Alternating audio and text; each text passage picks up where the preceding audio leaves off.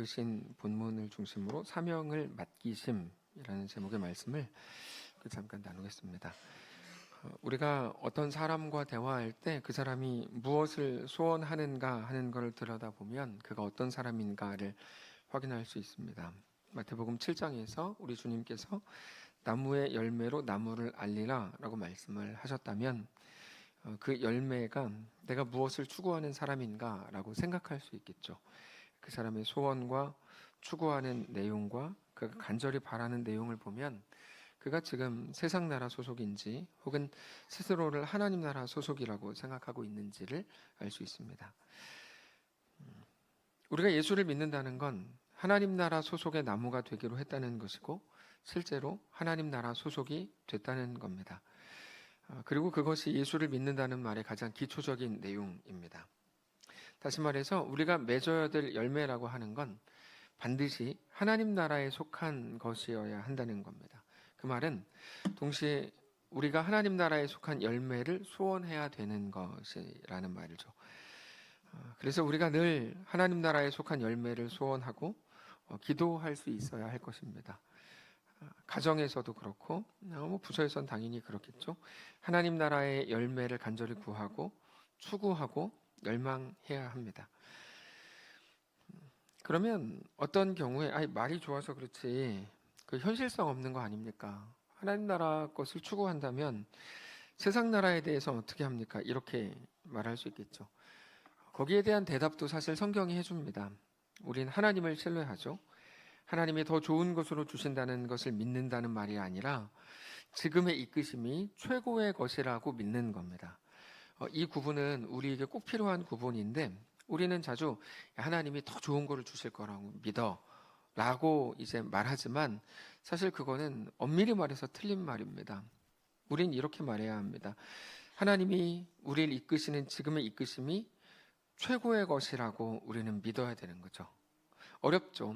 왜냐하면 내가 볼 때는 전혀 최고의 것처럼 보이지 않는데 하나님이 나를 이끄시는 이 이끄심이 최고의 것이라고 믿으라 쉽지 않지만 우리가 늘 고백해야 하는 고백이 바로 그겁니다.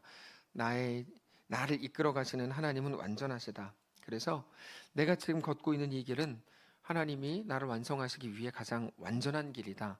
우리는 언제나 그것을 알아야 합니다. 그러니까 당나귀인가요? 거기 앞에다가 이렇게 당근 꽂아놓고 당나귀 앞에 당근을 꽂는 게 맞나?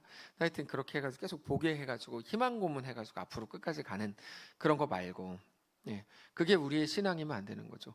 더 좋은 날이 있을 거야. 더 이렇게 해서 기다려. 여러분 그거는 사실 좋은 말이라고 할 수 없습니다. 우리를 이끄시는 하나님의 지금의 이끄심이 우리 인생의 최고다. 그래서 우리는 모두가 알고 있는 것처럼 역시 하나님이 가장 좋은 걸 준비해 주셨구나 라는 말을 지나고 나서 합니다. 그 기간이 지나는 중에는 잘 인지하기 어렵죠. 근데 그 기간 중에도 조금 더 예민하게 반응해서 지금 내가 걷는 이 길이 하나님의 은혜인 것을 알고 믿고 고백할 수 있다면 그건 정말 놀라운 성숙일 겁니다. 그리고 하나님이 우리에게 요구하시는 게 바로 그거죠. 어떤 인간의 그럴듯한 말로 그 오랜 고통과 슬픔과 지금의 두려움과 괴로움을 위로할 수 있겠습니까? 그런 일은 없습니다.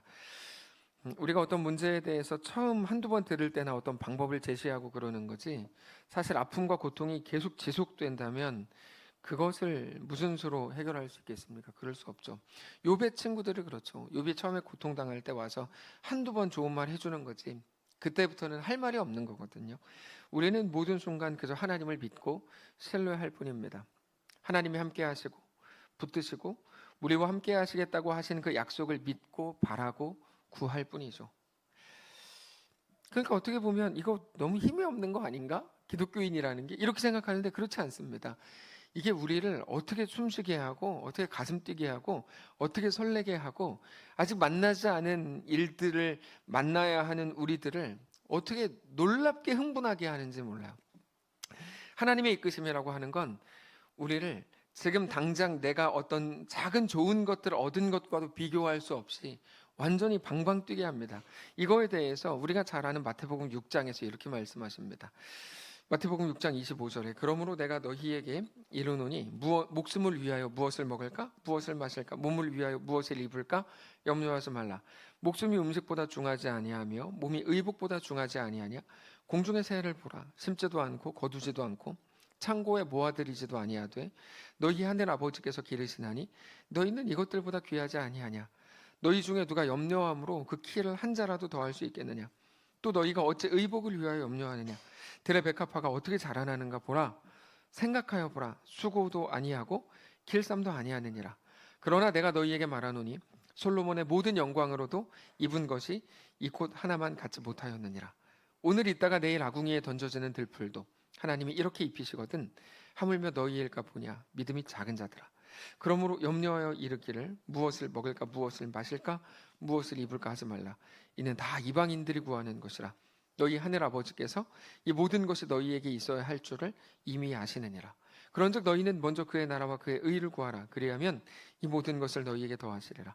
그러므로 내일 일을 위하여 염려하지 말라.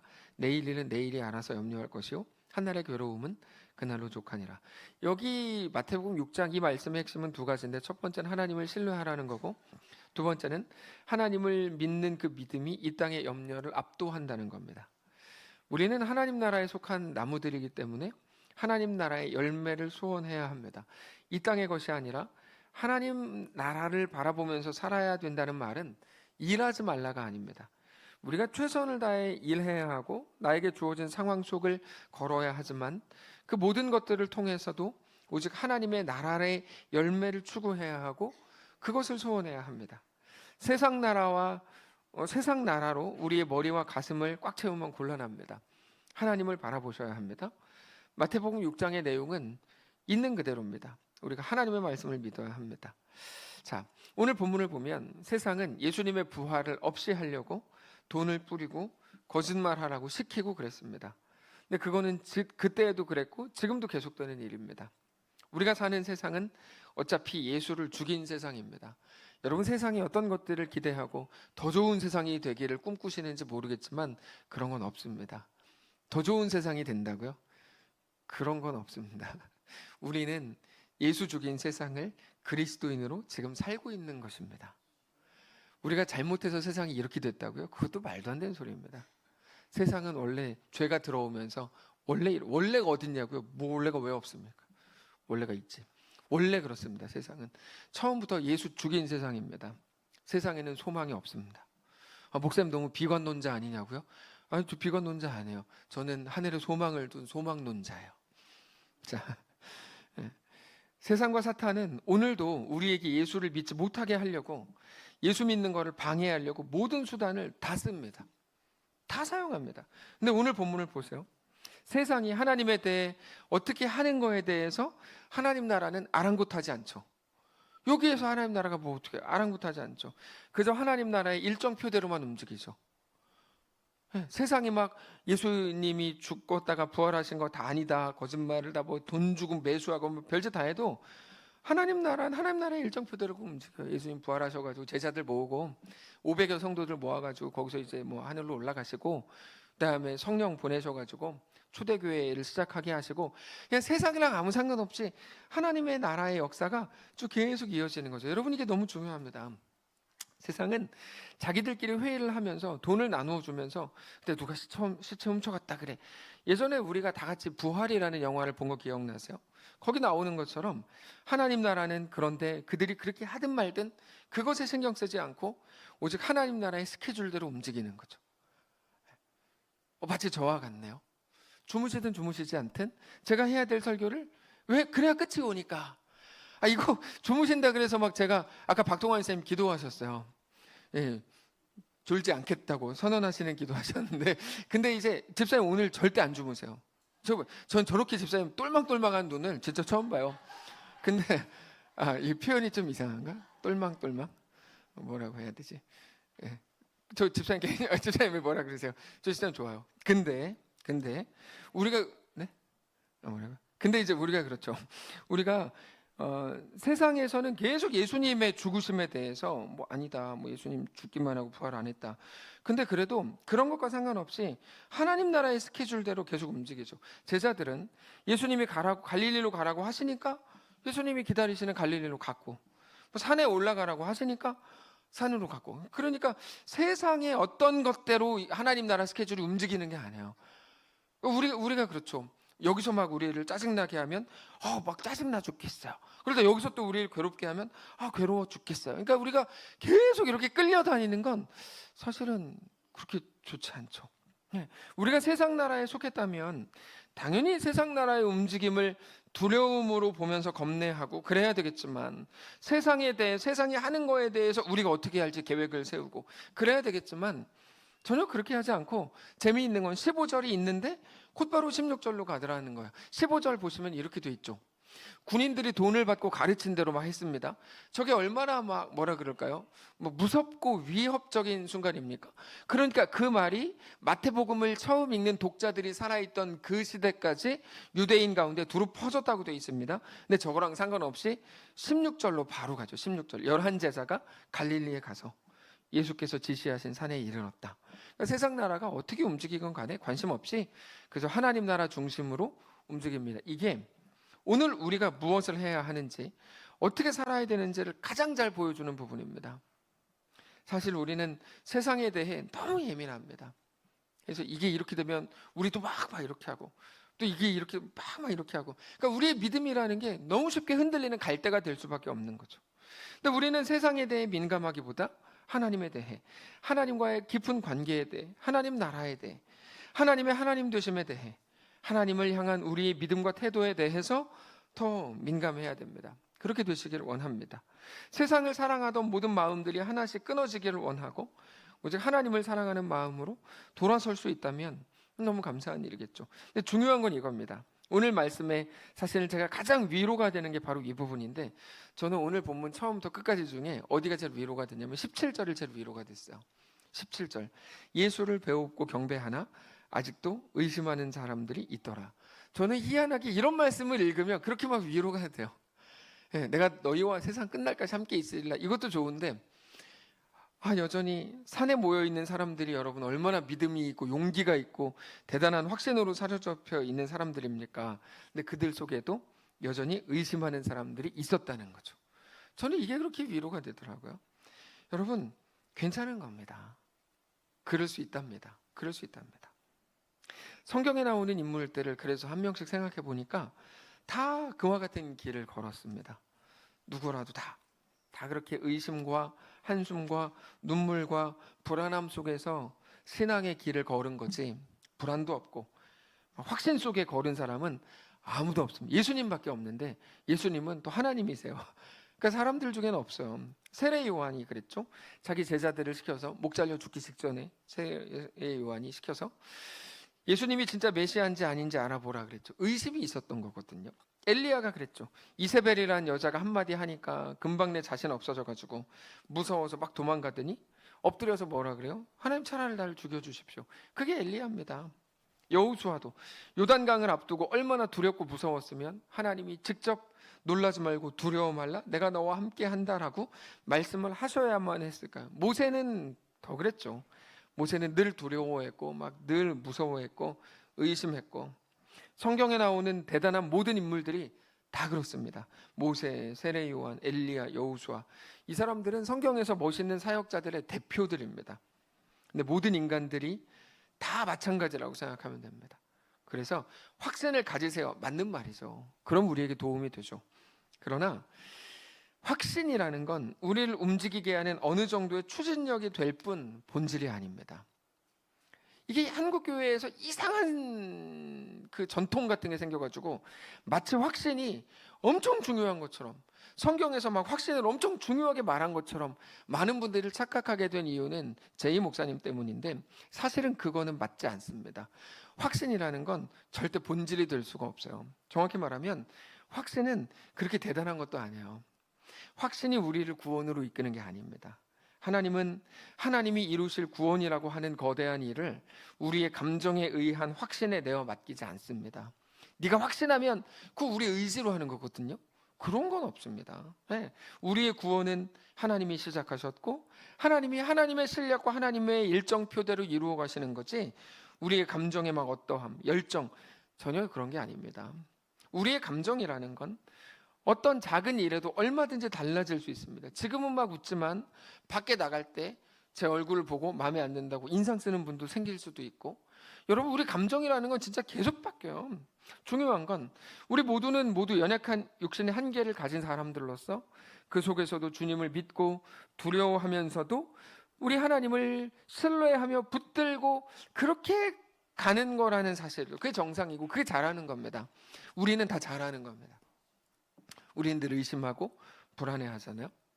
예수님 앞에서 직접 부활하신 예수님을 받고 주님을 경배하면서도 오늘 17절에 작은 의심이 아직도 있다. 이거 어떻게 해야 됩니까?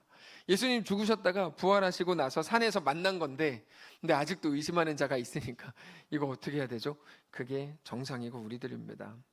물론 작은 의심이 있었지만 그렇게 연약함 속에서도 주님을 붙들고 있잖아요. 그러니까 여기까지 왔죠.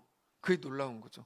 그래서 태생적으로 착하고 워낙 선해가지고 신앙생활 잘하고 사람들에게 막 베풀고 이거 나쁜 건 아니에요. 당연히 좋은 거죠. 이것보다 태생적으로 악한데 태생적으로 막 세고 무서운데 그 사람이 가끔 하나님 앞에 헌신하고, 가끔이라 그러면 좀 그렇죠. 하나님 앞에 어쨌든 헌신하고 사람들을 돕고, 이게 사실은 훨씬 더 의미가 있고 가치가 있는 일이죠. 착한 사람보다 못된 사람이 사실 더 훌륭한 거야. 교회 안에서. 이 논리를 이해하시겠어요? 네, 맞아요. 태생적으로 착해서 그냥 이렇게 다 그냥 하는 것보다 되게 센데 저 사람이 어떻게 저렇게 예수를 믿고 저렇게 순종해? 그게 정말 놀라운 거죠. 네.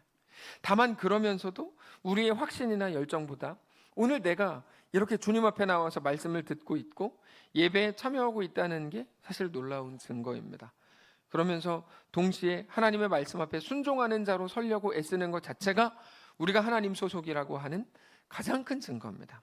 우리는 우리 자신을 그렇게 확인하는 겁니다.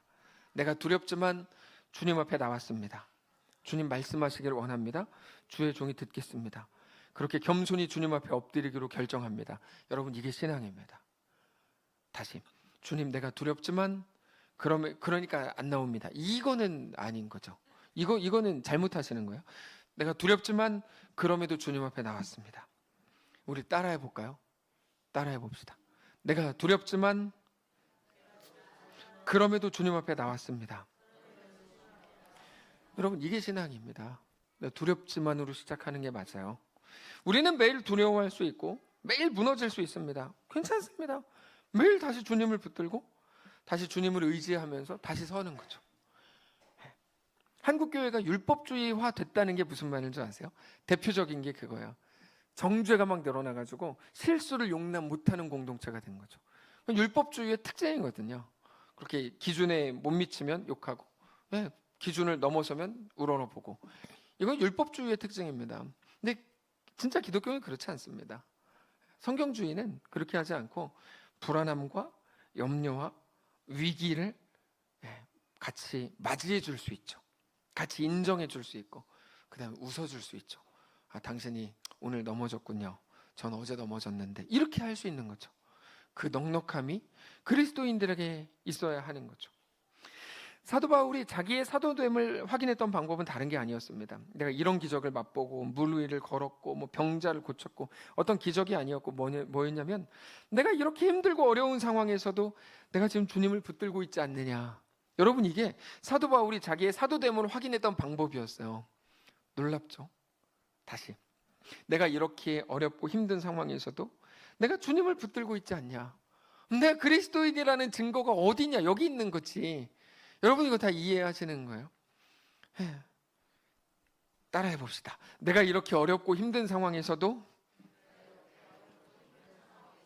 내가 주님을 붙들고 있지 않냐. 여러분, 이게 하나님의 종, 신자됨을 확인하는 가장 강력한 증거라는 거예요. 그러니까 다 좋고 그냥 다 만족스럽고, 그러니까 이거는 되게 의심스러운, 아주 정말 되게 의심스러운 겁니다. 내가 불안하고 두렵고 문제가 많고, 그런데 내가 지금 하나님을 붙들고 있는 것, 여러분 이게 신앙인 거죠. 아무튼 예수님께서 그렇게 두려움과 의심과 연약함 속에 있었던 제자들에게 그럼에도 불구하고 말씀에 순종하고 두려움 속에서도 예수님이 말씀하셨으니까 산 위에 올라온 제자들에게 마지막 명령을 하십니다. 그게 너무 중요하죠. 18절부터 20절이에요. 예수께서 나와 말씀하여 이르시되 하늘과 땅의 모든 권세를 내게 주셨으니 그러므로 너희는 가서 모든 민족을 제자로 삼아 아버지와 아들과 성령의 이름으로 세례를 베풀고 내가 너희에게 분부한 모든 것을 가르쳐 지키게 하라. 볼지어다 내가 세상 끝날까지 너희와 항상 함께 있으리라 하시니라. 이 명령을 누구한테 하십니까? 이 대답을 잘 하시면 이제 예배가 마치겠습니다. 이 대답을 누구한테 이 말씀을 누구한테 하셨죠? 네? 박수정 쌤한테 했다고요? 아니잖아요. 2000년 전이잖아요. 맞아요. 그게 뭐냐면 이 명령을 누구한테 하셨냐면 의심하는 사람들에게 하셨어요. 여러분 18절이 17절 바로 다음에 나온다니까요. 그러니까 우리가 하나님의 은혜 입는 방법, 이 사람이 더 성실하고 더 신실하고 막 죽게 막 잘 준비되고 우리는 그러면 그 사람을 하나님이 쓰신다고 착각해요. 정말 그렇게 착각해요. 근데 안 그래요. 하나님이 모세를 찾아가시죠. 그때의 모세는 80세의 모세인데 상태가 어땠죠? 나는 못합니다. 그쵸. 여러분 하나님이 여호수아를 찾아가시죠. 여호수아의 그때 상태는 뭡니까? 못합니다. 여러분 기억나세요? 다 그랬어요. 다 준비된 사람을 쓰신다. 도대체 누가 만든 말이에요 그거? 오늘 본문도 보세요. 17절 다음에 18절을 나온다고요. 17절 맞네요. 박수정 시사님 맞네요. 근데 이제 우리 17절 다음에 18절을 나옵니다. 의심하는 제자들에게 그것도 아직도 의심하는 자가 있더라죠. 아직도. 저는 그래서 이 말씀이 마태복음 28장 이 말씀이 사실 너무 좋아요. 너무 좋아요. 우리를 쇼하게 만들지 않아요. 약간 가끔 기독교는 좀 쇼하게 만드는 경향이 있거든요. 왜냐면 그래야 칭찬해 주니까. 네, 목소리도 막 깔고 뭐 이렇게 해야 좀 칭찬해 주는 경향이 있잖아요. 막 되게 성실한 것처럼 신실한 것처럼. 네. 그래서 예배 때는 일부러 배도 좀 이렇게 쓱 넣고 이렇게 우리가 하는 이유가 뭐냐면 신실해 보이기 때문인데 하나님께서 쓰시고 부르시는 자는 그렇지 않습니다. 의심하는 자, 아직도 의심하는 자. 그러니까 우리가 신앙생활을 할 때 주님 내가 이렇게 못났는데요? 괜찮습니다. 여기 지금 나와 앉아 계시잖아요. 나 예배 시간에 나와가지고 졸기만 하는데 내가 나와서 뭐 합니까? 아니에요. 여기서 조시는 게 얼마나 중요해요. 여기서 졸아야지. 그럼 어디서 졸아요? 밖에 나가면 졸리지도 않은 거 다 아는데 여기니까 졸린 거예요. 여기니까 제가 자꾸 졸리게 하니까. 그러니까 이게 시험을 이기셔야 돼요. 자, 근데 그렇습니다. 여러분 이 자리에 앉아서 괜찮아요. 졸면 좀 어때요? 꼭 그럼 목사님들 설교하는 거 유두골을 보라고 졸다가 떨어져 가지고 우리 떨어질 곳도 없어요. 걸터 앉아야 떨어지지. 그럴 일 없으니까 걱정하지 마시고 여기서 주무십시오. 자, 잘하고 계세요. 자, 우리가 사명이라고 할 때 사명 그러니까 오늘 말씀의 제목이 사명을 맡기심인데 사명을 맡은 자, 그럴 만한 준비가 된 자, 능력이 있는 자들에게 주어지는 거다라고 생각하지만 그렇지 않습니다. 오늘 말씀을 정리해 봅시다. 누가 사명을 받습니까? 부족한 자이고 오늘 본문이니까 17절에 있는 자들입니다. 사명에 대한 올바른 인식이 필요합니다. 교사, 오늘 교육부 헌신 예배인데 교사 합시다. 유치부 교사 합시다. 제가 아직 준비가 안 돼가지고요. 그거는 아닙니다. 그거는 아닙니다. 제가 신학교에 가면 진짜 꼭 재밌는 분들이 꼭 한 명씩 있어요. 제가 다닐 때도 그랬어요. 뭐냐면 보통 신학교에 가면 다 사역을 하거든요. 신학교 학생을 다 전도사님이라고 부릅니다. 서로. 왜냐면 다 사역자니까. 근데 꼭 한 명씩 사역을 안 하는 분들이 계세요. 그래서 신대원 3학년인데 왜 사역을 안 합니까? 그러면 그분들은 대답이 아주 거룩해요. 제가 아직 아무리 봐도 준비가 안 됐습니다. 이 그분들 대답이에요. 웃기고 있는 거죠. 그래서 저 조금 더 기다리고 있습니다. 준비가 되면 그때 할 겁니다. 그 사람은 준비가 안 됩니다. 평생 준비는 그렇게 되는 것도 아니고 그럴듯한데 굉장히 웃기는 말입니다. 여러분 준비가 안 돼야 됩니다. 왠 줄 아세요? 준비가 됐다고 생각하면 그런 인간이 얼마나 교만하겠어요. 전 준비가 됐습니다. 여러분 이거 진짜 교만한 거거든요. 진짜 교만한 거예요. 그 다음에 사역이라는 것 자체가 뭔지를 몰라서 그래요. 사역은 뭐냐면 준비가 된 사람이 하는 게 아니라 하나님이 그를 준비시키시는 과정을 보고 사역이라 그래요. 그게 사명이에요. 사명. 치앙마이로 두 사람을 보냈죠. 치앙마이 아이들을 위해 그 사람 두 사람을 보냈다고 생각하시죠? 근데 하나님은 아닐걸요. 하나님한테 물어보세요. 그 둘을 위해 그 둘을 보낸 거죠. 네. 우리가 마찬가지예요. 제가 준비가 돼서 설교하는 거가 아니죠. 저를 위해 설교하라는 거죠. 우리 모두가 다 마찬가지입니다. 한 명도 빼지 않고. 사역은 준비된 자가 하는 게 아니고 그 일을 맡길만 해서 맡기는 게 아니고 그 일을 통해 하나님이 그를 세우시고 일으키시고 하나님을 닮은 하나님의 사람으로 만들어 나가려고 하는데 그게 사역인데 그래서 하나님 우리에게 무언가를 맡기는 거죠. 내가 준비가 안 됐다는 건 맞아요. 준비가 안 됐으니까 준비가 안 됐다고 얘기하는 거죠. 잘못하는 겁니다. 자기가 준비가 될 때가 있을까요? 그럴 때는 오지 않습니다. 오늘 본문은 지상명령이라고 부를 만큼 엄청 소중한 본문입니다. 이 거대한 지상명령을 예수님께서 누구에게 주시냐면 연약한 자들, 직접 보고 있으면서도 아직도 의심하는 자들에게 주시는 거죠. 교회 사역에 마찬가지입니다. 내가 과연 이거를 잘할 수 있을지 모르겠어요. 결과를 내라 그랬으면 그게 맞죠. 근데 하나님이 언제 결과를 내라 그랬죠? 예를 들어서 이란 집사님께 비타민 합창단을 맡기잖아. 비타민 합창단을 막 A타임인 합창단으로 만들어라 이렇게 한 게 아니잖아. 그냥 비타민 합창단이에요. 그냥 계속 하나님께서 우리에게 막 대단한 것들을 막 제가 그래서 되게 싫어하는 게 뭐냐면 대회입니다. 대회를 저는 엄청 싫어합니다. 볼링 대회는 그렇게 싫어하지 않아요. 우리가 하는 건 안 싫어해요. 남들이 하는 거 싫어해요. 근데 이제 예를 들면 요즘에 그런 거 안 하지만 찬양 경연 대회 뭐 이런 거 있잖아요. 그거는 진짜 교회에서 하기 좀 그런 것들입니다. 뭐 성경 고사 대회 뭐 이런 거. 이거 뭐야? 막 정말 되게 싫어하거든요.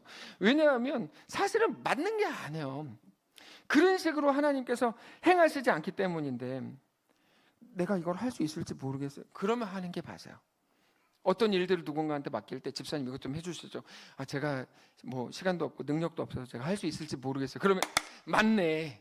집사님이 하는 게 맞네. 왜냐하면 하나님의 방식이거든요. 그러니까 뭐 집사님 하실 수 있으시겠어요? 전 준비가 됐어요. 그럼 하세요. 준비됐으니까. 근데 집사님 이것 좀 하세요. 저 준비가 안 됐어요. 그럼 집사님 맞는 거예요. 이해가 되세요 이게? 네. 빠져나갈 수 없는 이 놀라운. 근데 중요한 그게 아닙니다. 자, 중요한 건 이거예요. 하나님께서 그 일을 잘하라고 맡기시는 게 아니고 그 일을 통해서 우리를 만져가시겠다는 거죠. 만들어 가신다는 거예요. 그래서 사역을 할 때 눈물을 흘릴 수밖에 없습니다. 정말로 괴로울 수밖에 없고 짜증이 날 수밖에 없습니다. 근데 연약하니까 맡기는 거예요. 우리가 연약하니까 우리가 괴로울 수밖에 없죠. 특별히 교육부서 사역은 더 그렇습니다. 중요한 건 우리 하나님이 그 일을 통해 우리를 온전하게 세워가신다는 거죠. 그래서 사역과 가장 비슷한 게 뭐냐면 치아 교정입니다. 치아 교정이 사역이랑 제일 비슷합니다. 왜냐하면 치아 교정을 왜 하죠? 이뻐지려고 하죠.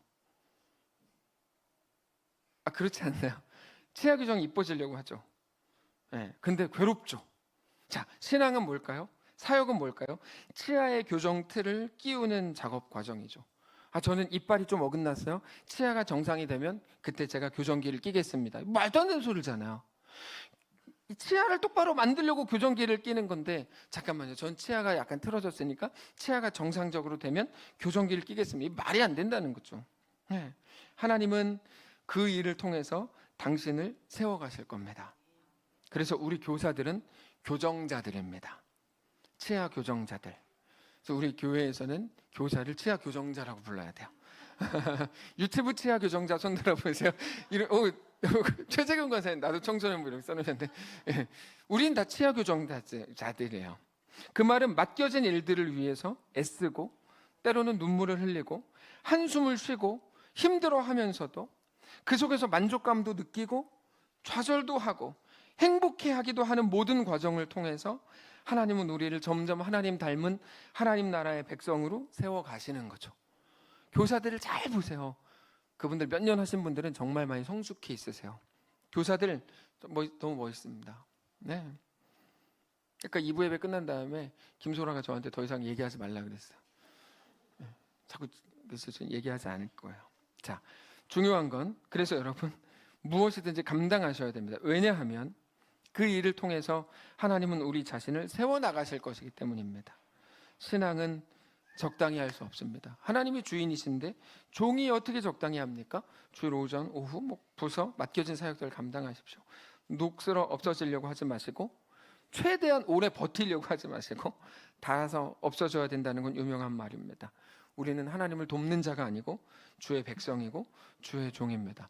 그러나 그럼에도 무서워서 머뭇거리고 있는 사람들에게 우리 주님께서 내가 늘 너와 함께 하겠다고 약속하십니다. 20절 내가 너희에게 분부한 모든 것을 가르쳐 지키게 하라. 볼지어다 내가 세상 끝날까지 너희와 항상 함께 있으리라.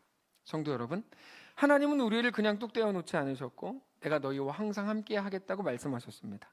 내가 너에게 맡겼으니까 무슨 수를 써서라도 네가 이루어내 라고 하시는 분은 우리 하나님이 아닙니다. 반드시 우리와 함께 하시고 우리를 붙드십니다. 내가 너희에게 분부한 모든 것을 가르쳐 지키게 하라로 끝나지 않고 내가 세상 끝날까지 너희와 항상 함께 있으리라로 가죠.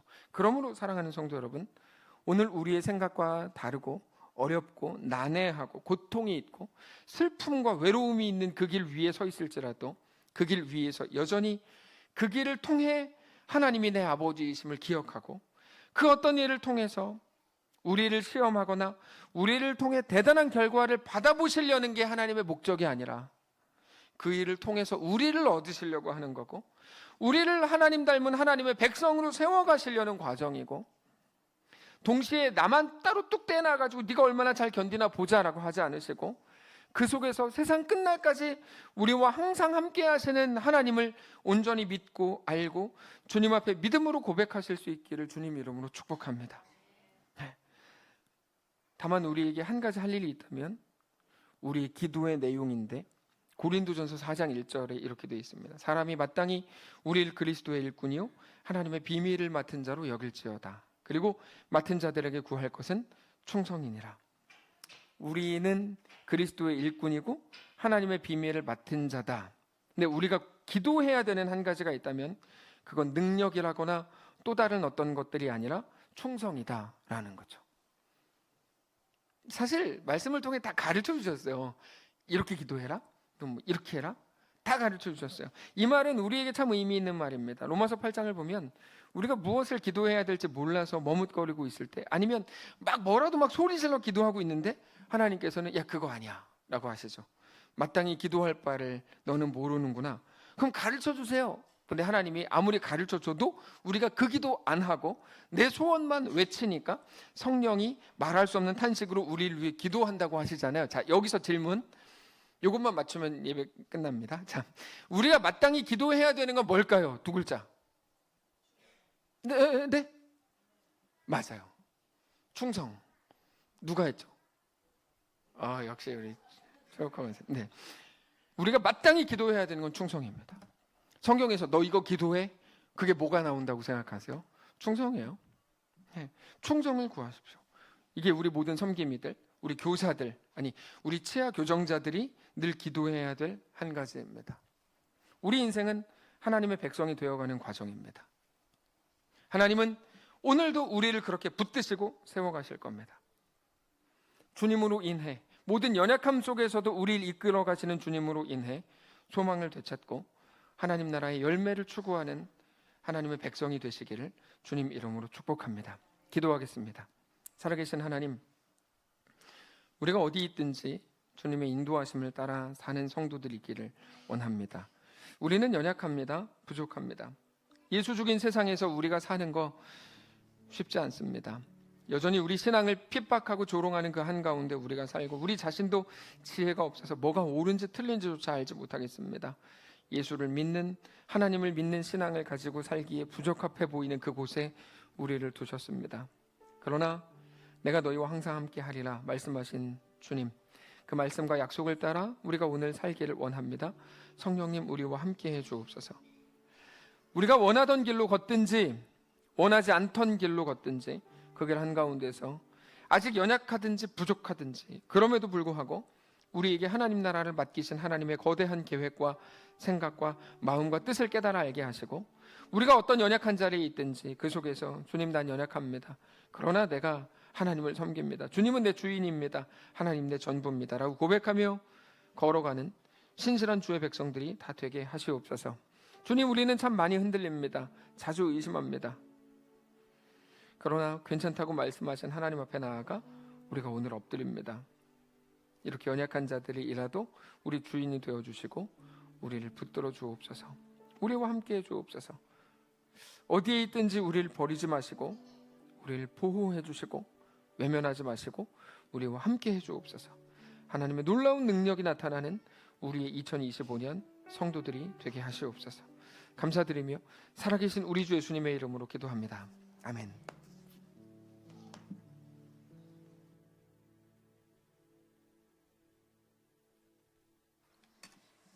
아, 212장 찬송 드리며 준비한 예물을 주님께 드리겠습니다.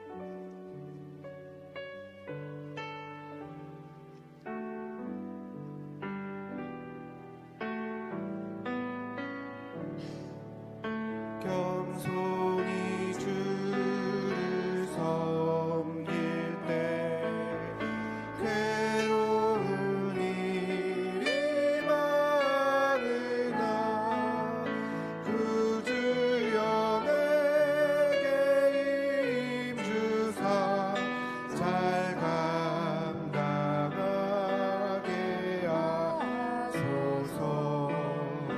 인자한 말을 가지고 사람을 감화시키며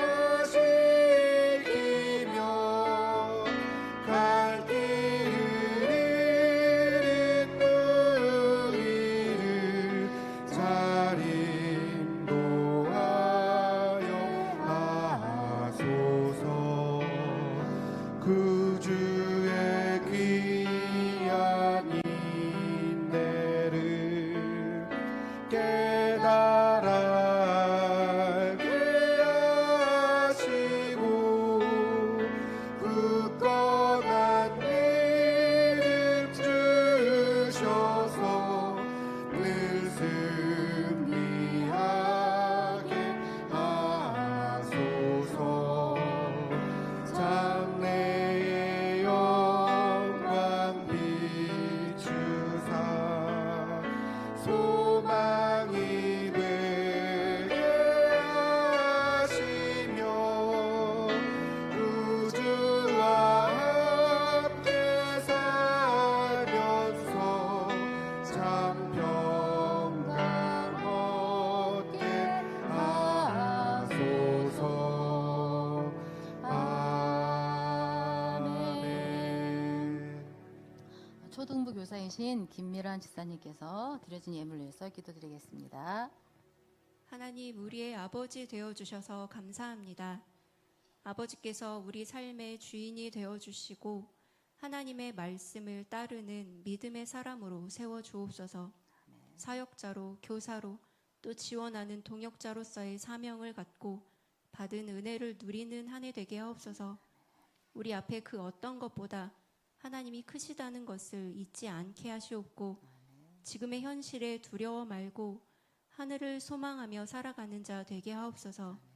우리를 일으켜 세우시고 함께 하시는 하나님께 감사드리며 예수님 이름으로 기도합니다. 아멘.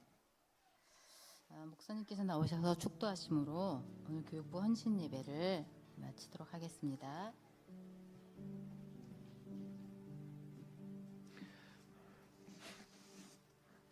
잠깐 교회 소식 말씀을 드리겠습니다.